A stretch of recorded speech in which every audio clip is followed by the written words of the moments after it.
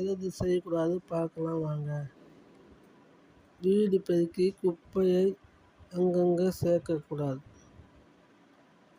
அதேமாரி அழுக்கு துணி அங்கங்கே போட்டு வைக்கக்கூடாது.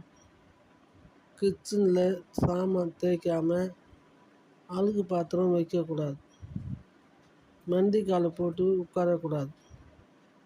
தலைவித்து கோலத்தில் இருக்கக்கூடாது. வளையல் போடாமல் சாப்பாடு பரிமாறக்கூடாது. இதெல்லாம் செய்யக்கூடாது. இதெல்லாம் செய்யாமல் இருந்தால் வீட்டில் மகாலட்சுமி ஐஸ்வர்யம் எல்லாம் வரும். இதெல்லாம் செய்தால் தரித்திரம் உண்டாகும்.